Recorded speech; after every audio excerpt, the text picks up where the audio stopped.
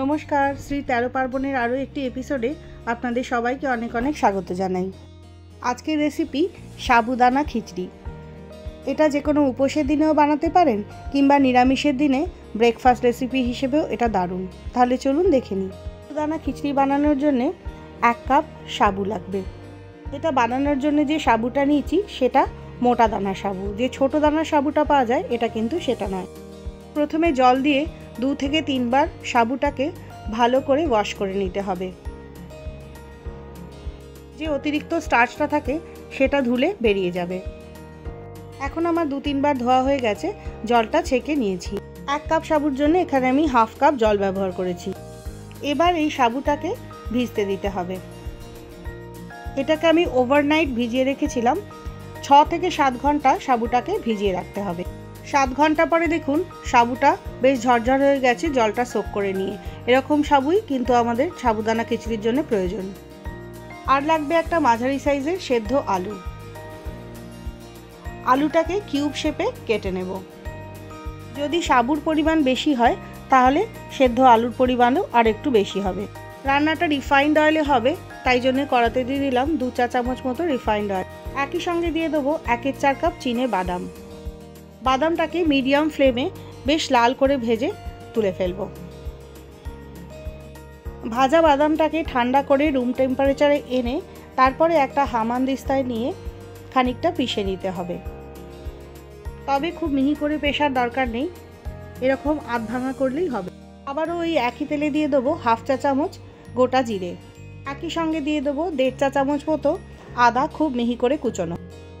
সঙ্গে লাগবে 10-12টা কারি পাতা।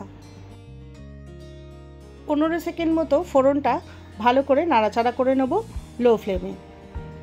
এবার এর মধ্যে দিয়ে দেব 2টো লঙ্কা কুচোনো। লঙ্কাটা সামান্য নরম না হওয়া পর্যন্ত নাড়াচাড়া করতে থাকবো লো ফ্লেমে। যে সেদ্ধ আলুটা কেটে রেখেছিলাম এবার সেই সেদ্ধ আলুটা এর মধ্যে দিয়ে দেব। হালকা হাতে 30 সেকেন্ড মতো নাড়াচাড়া করে নেব।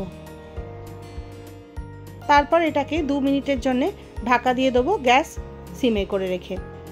2 মিনিট পরে দেখুন আলুটা বেশ ভালো করে ভাজা ভাজা হয়ে গেছে।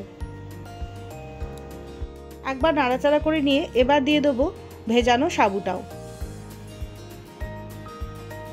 সাবুটা দেওয়ার পর হালকা হাতে সাবুর সাথে আলুটাকে বেশ ভালো করে মিশিয়ে নেব।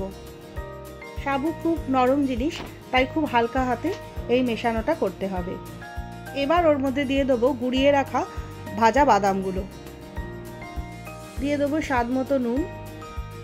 নুনটাকে সাবুর সাথে ভালো করে একবার মিশিয়ে নেব। এই পুরো সময়টাই কিন্তু গ্যাসের ফ্লেমটা লোতে থাকবে। দিয়ে দেব গোটা একটা পাতিলেবুর রসও। লেবুর রসের জন্যে এই সাবুদানা খিচড়ির স্বাদটা কিন্তু খুবই ভালো হয়। সব শেষে দিয়ে দেবো কিছুটা কুচনো ধনেপাতাও। আবারও একবার হালকা হাতে সব উপকরণগুলোকে মিশিয়ে নেব। সাবুটা ভেজানোই ছিল, সাবুটা সেদ্ধ হওয়ার জন্য এখানে হাতে করে সামান্য জল ছিটিয়ে দিচ্ছি। গ্যাসটা লোতে রেখেই আবারও ঢাকা দিয়ে দেবো 2 মিনিটের জন্যে। 2 মিনিট পরে ঢাকা খুলে দেখুন সাবুদানাগুলো এখন বেশ ট্রান্সপারেন্ট হয়ে গেছে, তার মানে এগুলো সেদ্ধ হয়ে গেছে। 2 মিনিটের বেশি ঢাকা দিয়ে রাখলে কিন্তু সাবুদানাগুলো বেশি সেদ্ধ হয়ে যাবে আর তখন একটার সাথে একটা লেগে যাবে। দেখলেন তো কত সহজেই তৈরি হয়ে গেল সাবুদানা খিচড়ি।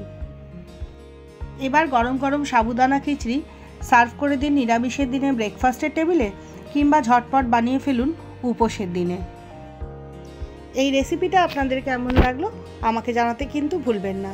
আর যদি ভালো লাগে তাহলে চ্যানেলটা প্লিজ সাবস্ক্রাইব করে দেবেন। আবার দেখা হবে, বাই।